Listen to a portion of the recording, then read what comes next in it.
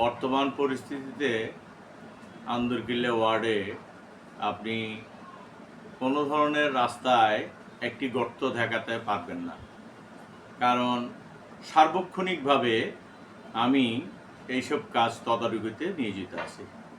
আমাদের 32 নম্বর আন্দরকিল্লা ওয়ার্ডের কার্যক্রমগুলো আমরা সবাই মিলে সুন্দর করে আসলে এগুলো সাজিয়ে নিচ্ছি এবং আমাদের দৈনন্দিন যেগুলো কাজ আমরা আগের দিন থেকে ওইগুলো রুটিন মাফিক কোন নালাটা পরিষ্কার করতে হবে, কোন রাস্তাটা আগে ঝাড়ু দিতে হবে, কোনটা আগে করতে হবে আমরা নির্ধারণ করে এই কাজগুলো করে যাচ্ছি দীর্ঘদিন যাবত।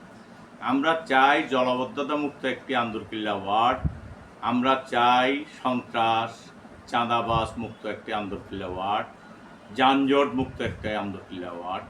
আমরা সকলে মিলে যদি আপনার এই কাজগুলো করে যেতে পারি তাহলে আমরা সুন্দর একটি আন্দরকিল্লা ওয়ার্ড উপহার দিতে পারবো এই চট্টগ্রামবাসীকে এবং সচেষ্ট আছি। আমি আগামী কাউন্সিলর নির্বাচনে আপনি কি কাউন্সিলর পদে কি নির্বাচন করার জন্য আপনি আগামী কাউন্সিলর? হ্যাঁ, আমি চেষ্টা করে যাচ্ছি।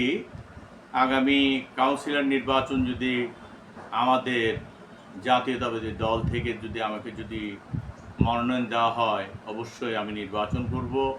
আমি জনগণের সেবায় নিজেকে নিয়োজিত রেখেছি, অবশ্যই আমি নির্বাচন করার জন্য সার্বক্ষণিক সব প্রচেষ্টা চালিয়ে যাচ্ছি। হ্যাঁ, আপনার যারা ভোটার আছে তাদের উদ্দেশ্যে কিছু বলেন। আসলে আন্দরকিল্লা ওয়ার্ডের মানুষগুলো শিক্ষিত মানুষ, তারা এখন বুঝে কর্মদক্ষতা কার, কিভাবে কাকে ভোট দিলে এই কাজগুলো তারা করিয়ে নিতে পারবে। তো ওই ব্যাপারে কিন্তু আমাদের আন্দরকিল্লা ওয়ার্ডবাসী কিন্তু অনেক সচেতন এবং আন্দরকিল্লা ওয়ার্ডবাসী এমন একজন প্রতিনিধি চায় যে তাদের পাহারাদার হতে পারবে। আগামী নির্বাচিত হলে আপনি প্রথম উদ্যোগটা কি থাকবে আপনার?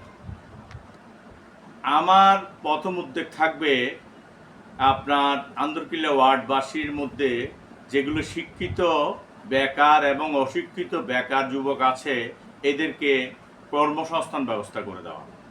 এর পরবর্তীতে আমরা আন্দরকিল্লা ওয়ার্ডের সার্বক্ষণিক সৌন্দর্যের জন্য যেই সকল কার্যক্রম প্রয়োজন আন্দরকিল্লা ওয়ার্ডের ইঞ্জিনিয়ার, আন্দরকিল্লা ওয়ার্ডের প্রকৌশলীদেরকে নিয়ে আমরা এই আন্দরকিল্লা ওয়ার্ডকে সাজাবো ইনশাআল্লাহ।